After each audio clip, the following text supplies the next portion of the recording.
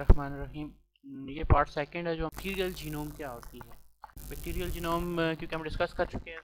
सो bacterial genome आपके को पहले से इसकी कुछ बेसिक इन्फॉर्मेशन है कि बैक्टीरिया आर यूनिसेलुलर ऑर्गेनिज्म है and they don't have any cellular membrane.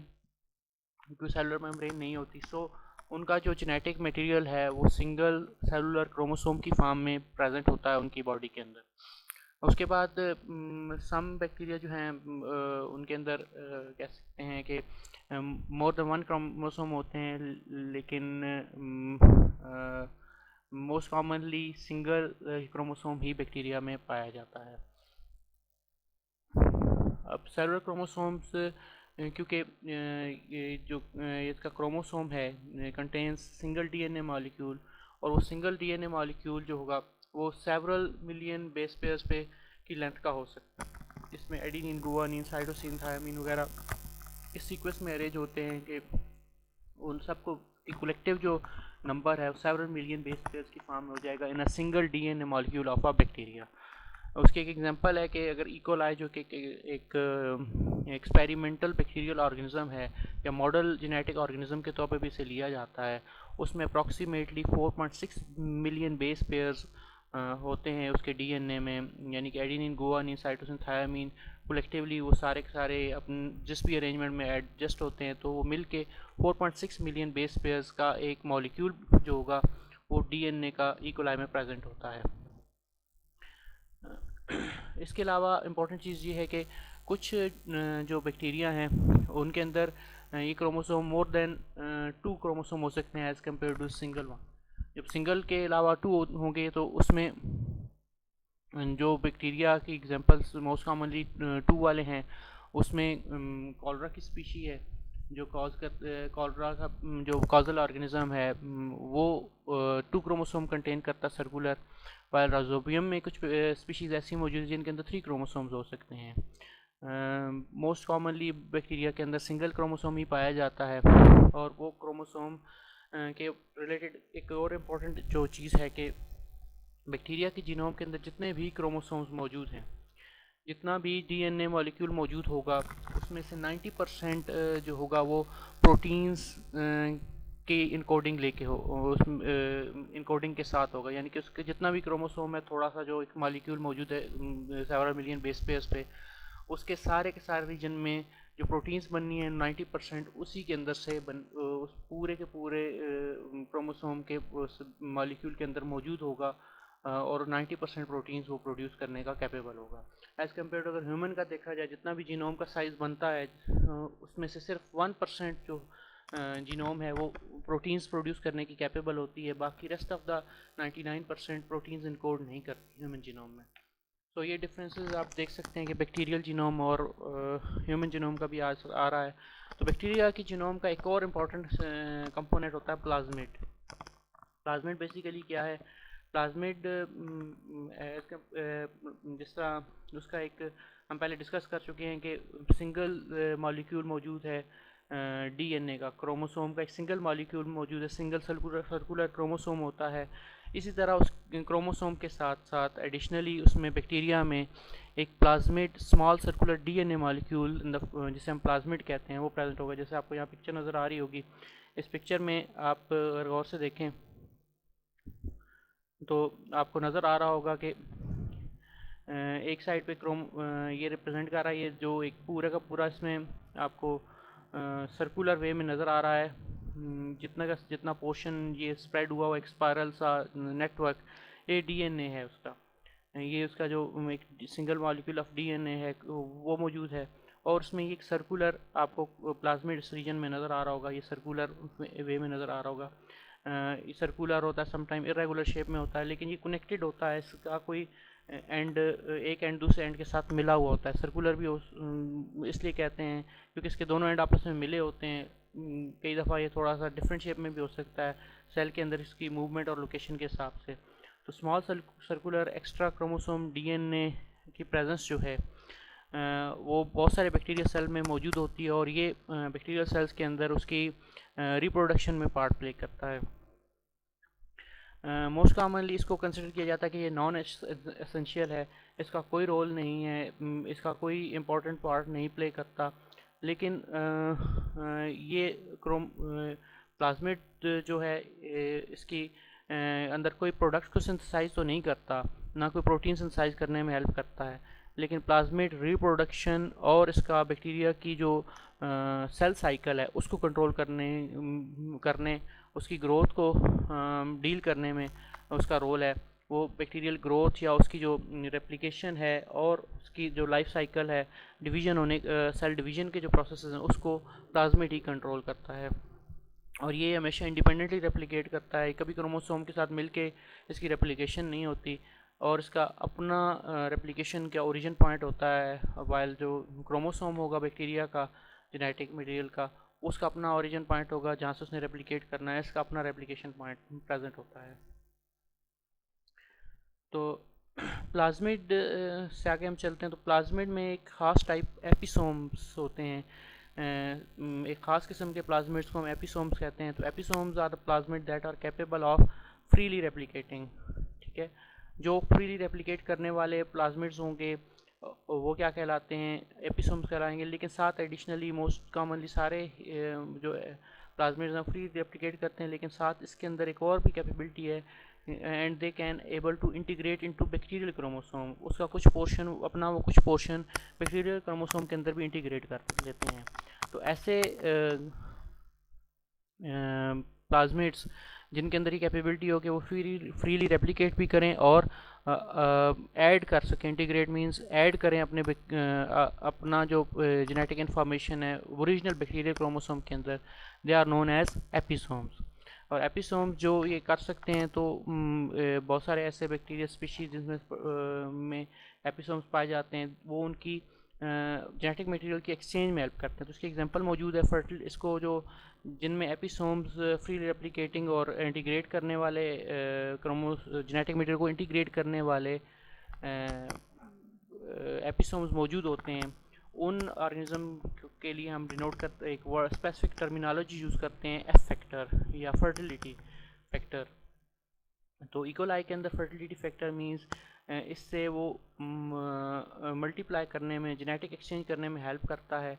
सो इसमें आप एक फ्रेज पढ़ रहे होंगे कि F factor of E coli is an episome that controls mating and gene exchange between E coli cell. तो दो सेल्स के दरमियान जो जीन एक्सचेंज है उसमें इसका रोल होता है। कई दफ़ा ये एपिसोम्स डीएनए के साथ इंटीग्रेट कर जाते हैं और कई दफ़ा ख़ुद से दूसरे सेल के अंदर जाके वहाँ पे जेनेटिक मटेरियल को ऐड करते हैं और जो होस्ट सेल होता है उसके अंदर जाके अपना जेनेटिक मटेरियल इंसर्ट कर देते हैं। तो ये एक्सचेंज ऑफ जेनेटिक मटेरियल में अपना रोल प्ले करते हैं। Mating between the two bacterial cell इनका रोल है, जो हम आगे जाके पढ़ेंगे कि वो क्या होती है। सो बैक्टीरिया के अंदर जीन ट्रांसफ़र कैसे होते हैं, आज हमारे टॉपिक का फर्दर पोर्शन है कि जीन कैसे ट्रांसफ़र करते हैं। तो बैक्टीरिया के अंदर जीन ट्रांसफ़र के 3 डिफरेंट मैकेनिज़्म हैं। फर्स्ट वन कंजुगेशन, उसके बाद transformation and third one transduction. ये 3 मैकेनिज़्म अडॉप्ट करते हैं बैक्टीरियल सेल्स कि वो अपना जेनेटिक मटेरियल एक बैक्टीरिया से दूसरे बैक्टीरिया में ट्रांसफ़र करें। तो इस मैकेनिज़्म के थ्रू वो उनके अंदर जो डाइवर्सिटी आती है या एक्सचेंज ऑफ मटेरियल आता है या उनके अंदर जो जेनेटिक रिकम्बिनेशन क्रिएट होते हैं, वो इन 3 मैकेनिज़म्स के थ्रू होते हैं। तो इनको गाय बगाए मैं आगे बताता हूँ कि क्या क्या इनमें फ़र्क है, क्या क्या डिफरेंसेस हैं। तो सबसे पहले आ जाते हैं जीन ट्रांसफ़र इन बैक्टीरिया, और उसमें पहली पार्ट है कॉन्जुगेशन। कॉन्जुगेशन होती क्या है? सिंपल वर्ड्स में अगर उसको डिफाइन किया जाए कि one bacteria directly transfer DNA to another bacterium, यानी कि एक बैक्टीरिया से डीएनए ट्रांसफ़र होगा और दूसरे बैक्टीरिया के अंदर चला जाएगा और वहाँ जाके वो जो बैक्टीरिया ट्रांसफ़र हुआ, बैक्टीरिया का डीएनए ट्रांसफ़र हुआ है, वो रिसीव करने वाले बैक्टीरियम के डीएनए के साथ एक्सचेंज होगा, यानी कि उसके अंदर क्या होगी, क्रॉसिंग ओवर का इवेंट होगा और रिकम्बिनेशन क्रिएट होगा, जो हम पहले क्लास में पढ़ चुके हैं। रिकम्बिनेशन क्रॉसिंग ओवर के थ्रू जो डीएनए जाएगा, इंटर होगा दूसरे सेल के अंदर, वो सेल के डीएनए के साथ क्रॉसिंग ओवर करके वहाँ पे रिकम्बिनेशन क्रिएट करेगा। तो नया कम्बिनेशन बनेगा, बैक्टीरिया के अंदर नई वेरिएशन आएगी। तो इस प्रोसेस के दौरान ये होता है कि दो बैक्टीरिया जो हैं वो एक दूसरे के क्लोज आते हैं, उनके दरमियान साइटोप्लाज्मिक कनेक्शन फॉर्म होता है, ठीक है। और पूरे का पूरा कई दफ़ा प्लाज्मिड या पार्ट ऑफ क्रोमोसोम ट्रांसफ़र होता है डोनर, यानी कि जिस सेल के अंदर से वो डीएनए का पोर्शन या प्लाज्मिड मूव करना है टू रिसिपिएंट, दूसरा सेल जिसके अंदर जाके वो अपना जेनेटिक मटेरियल एक्सचेंज करेगा वो रिसिपिएंट कहलाएगा। तो इन दोनों के दरमियान एक साइटोप्लाज्मिक कनेक्शन फॉर्म होता है। मैं आगे डायग्राम में आपको उसको एक्सप्लेन करता हूँ। और जब वो दूसरे डोनर से जेनेटिक मटेरियल रिसिपिएंट में चला जाता है तो वहाँ क्रॉसिंग ओवर होती है, जहाँ पे उससे मिलते जुलते जो होमोलोगस रीजन्स होते हैं उनके दरमियान क्रॉसिंग ओवर होती है और नए रिकम्बिनेंट डीएनए बनते हैं। एक्स्ट्रा डीएनए जो उसमें से ऑलरेडी रिसिपिएंट सेल का DNA during crossing over exchange होता है वो डिग्रेड कर दिया जाता है, वो एक्स्ट्रा डीएनए के तौर पे होता है, या जो डोनर का डीएनए एक्स्ट्रा आया हुआ होता है वो भी डिग्रेड कर दिया जाता है। तो यहाँ पे अब आपको पिक्चर नज़र आ रही होगी। पिक्चर में सबसे पहले तो दो सेल्स नज़र आ रहे हैं, एक डोनर सेल जिसका डीएनए दूसरे सेल के अंदर मूव करना है, तो इसमें बैक्टीरियल क्रोमोसोम नज़र आ रहा होगा, दूसरे में बैक्टीरियल क्रोमोसोम है। तो फर्स्ट स्टेप क्या होता है, अगर आपको पॉइंटर नज़र आ रहा होगा तो दोनों सेल्स के दरमियान एक साइटोप्लाज्मिक ब्रिज क्रिएट होता है। दोनों सेल्स आपस में क्या करते हैं, एक साइटोप्लाज्मिक ब्रिज क्रिएट करते हैं। उस ब्रिज के थ्रू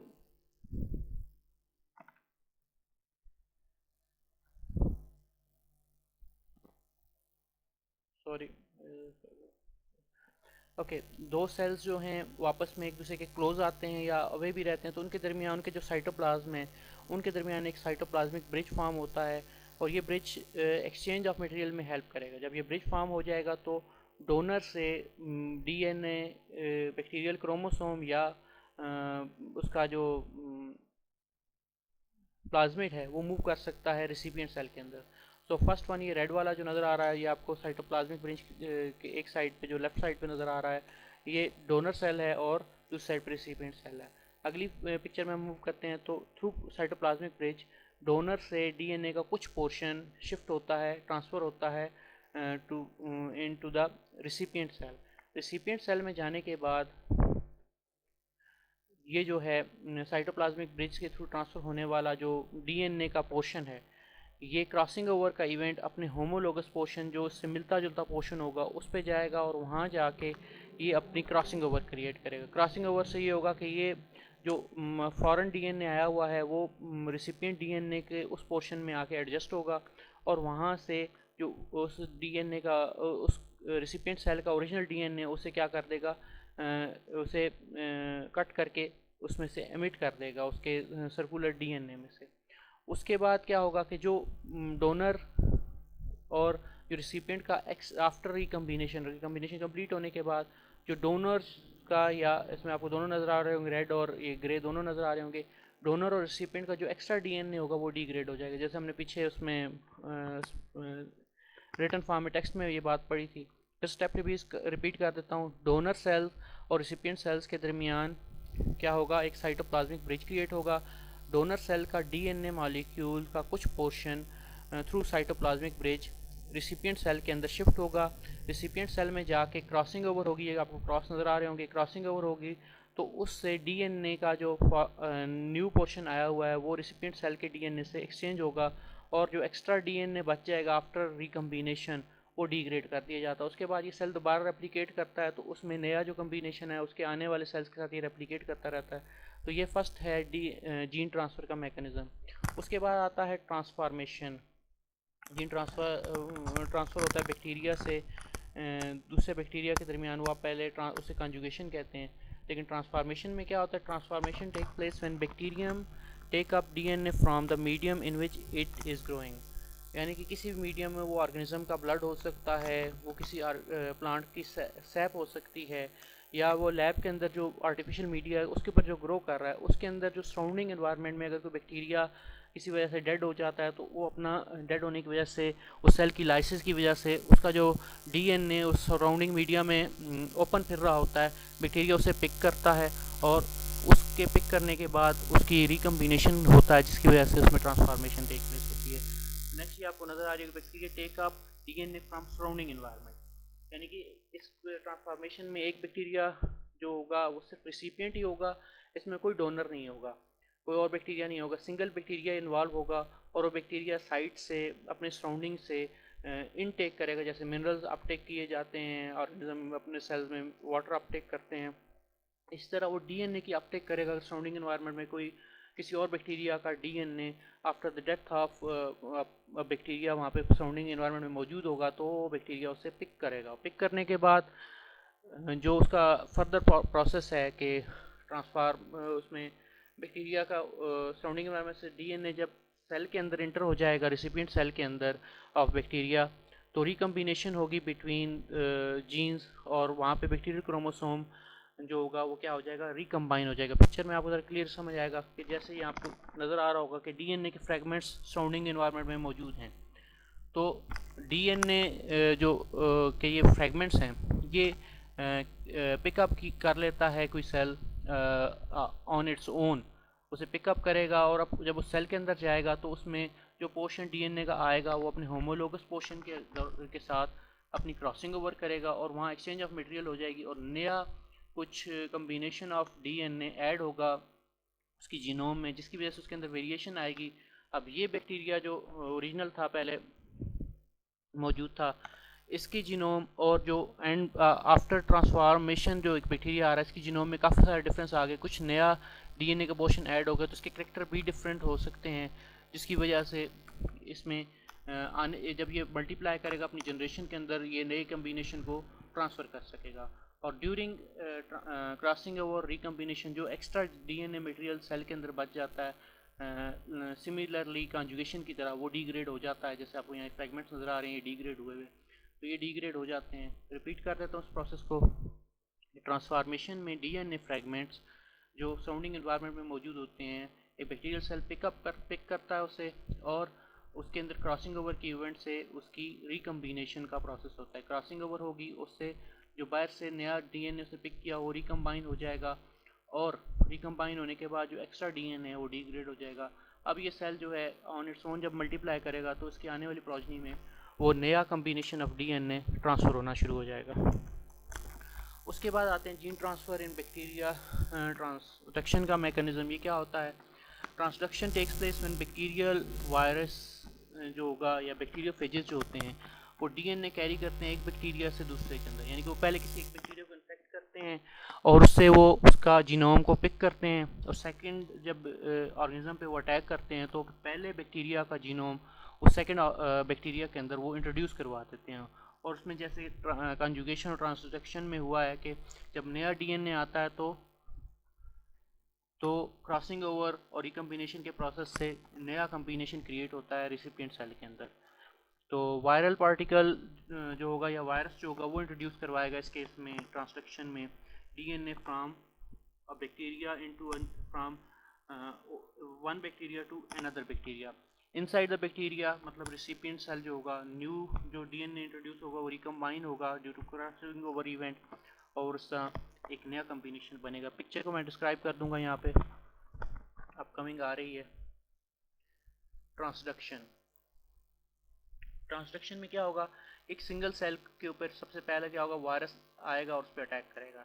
जब उस पर वो अटैक करेगा तो उसके डीएनए को वो डिग्रेड कर देगा, लेकिन जब वो डीएनए को डिग्रेड करता है तो उसके before lysis of that cell, cell की ब्रेकडाउन से पहले पहले जब वो अपनी नई कॉपीज़ बनाता है, वो वायरस अपनी नई जब कॉपीज़ बनाता है तो कई दफ़ा वो उस ऑर्गेनिज्म की जीनोम का कुछ पोर्शन अपने साथ पिक कर लेता है। आपको पर्पल कलर में नज़र आ रहा होगा, ये वायरल जीनोम है, वाइल रेड कलर में बैक्टीरियल जीनोम है। तो उसने उसके ऊपर अटैक किया और उसको डिग्रेड कर दिया, लेकिन जब उसने कॉपीज़ बनाई तो बैक्टीरियल जीनोम कुछ वायरस के जीनोम के साथ अटैच होकर न्यू कॉपीज़ के अंदर चला गया। अब ये न्यू कॉपी जब अटैक करेगी किसी बैक्टीरिया के ऊपर, हो सकता है उसके बैक्टीरियल जीनोम आने की वजह से उसमें लाइसिस की कैपेबिलिटी ख़त्म हो गई हो, तो जब ये बैक्टीरियोफेज अटैक करता है न्यू बैक्टीरिया के ऊपर, ये फर्स्ट वन था जो रेड कलर में आपको नज़र आ रहा था, इसकी लाइसिस हो गई, इसका जीनोम पिक करके इसकी नई कॉपीज़ ले गई, और नेक्स्ट बैक्टीरिया पर जब वो अटैक करेंगे तो वो उसमें के अंदर जीनोम रिलीज़ करेंगे,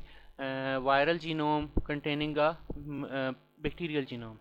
ये बैक्टीरियल जीनोम जो होगा ये ओरिजिनल जो क्रोमोसोम है उसके साथ क्रॉसिंग ओवर के इवेंट के दौरान एक्सचेंज कर लेगा अपना डीएनए मॉलिक्यूल, और एक्स्ट्रा जो उसके अंदर क्रोमोसोम का पोर्शन है जो क्रॉसिंग ओवर होगी, यहाँ रिकम्बिनेशन होगा, और जो एक्स्ट्रा क्रोमोसोम का पोर्शन बचेगा वो डिग्रेड हो जाएगा, वो ब्रेक डाउन हो जाएगा, उसकी लाइसिस हो जाएगी। सो इस ट्रांसडक्शन के मैकेनिज्म में हमेशा क्या होता है कि पहले एक सिंगल सेल के ऊपर अटैक होता है बैक्टीरियोफेज का। बैक्टीरिया सेल को के अंदर वो अपना जीनोम इंट्रोड्यूस करवा के उसकी जीनोम का कुछ पोर्शन पिक करता है और अपनी नई प्रोजनी जो उसकी कॉपीज़ बनती हैं उस वायरस की, उसके अंदर वो लेके तो उसको की ब्रेक डाउन करके बाहर निकल आता है। अब वो नए सेल्स के ऊपर, न्यू सेल्स के ऊपर जब अटैक करता है, न्यू सेल्स के ऊपर, तो वहाँ पे जब वो जीनोम रिलीज़ करता है तो उस न्यू कॉपीज़ के अंदर एक प्रीवियस डेड बैक्टीरिया की जीनोम भी मौजूद है जो वो न्यू बैक्टीरिया के अंदर रिलीज़ करवा देगा। तो रिसिपिएंट के अंदर आते ही वो जो होगा न्यू जीनोम वो क्रॉसिंग ओवर के थ्रू रिसिपिएंट सेल के जो क्रोमोसोम है उसका पार्ट बन जाएगा और न्यू रिकम्बिनेट क्रोमोसोम क्रिएट हो जाएगा। एक्स्ट्रा जो डीएनए है के जो पार्टिकल्स हैं वो डिग्रेड कर दिए जाते हैं। उसके बाद जब ये सेल मल्टीप्लाई करेगा तो इसके अंदर न्यू कम्बिनेशन मौजूद है, तो आने वाली प्रोजेनीज के अंदर वो कम्बिनेशन मूव करता रहेगा।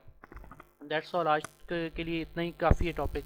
आगे हम इसको फर्दर कंटिन्यू करेंगे। हमारा नेक्स्ट टॉपिक कल होगा कॉन्जुगेशन जो है बैक्टीरिया की, उसकी फर्दर टाइप्स हैं। कॉन्जुगेशन को डिटेल में हम डिस्कस करेंगे कि उसमें किस तरह कॉन्जुगेशन का होता है, प्रोसेस होगा और वो किस किस तरह कॉन्जुगेशन के स्टेप्स को फॉलो करता है। तो इंशाल्लाह बाकी कल डिस्कस करेंगे। आज तक के लिए इतना काफ़ी है। ये पार्ट 2 था, जिससे पहले पार्ट 1 था। तो कोई क्वेश्चन होंगे तो मैं थोड़ी देर तक चैट बॉक्स ओपन कर दूंगा, तो आप उसमें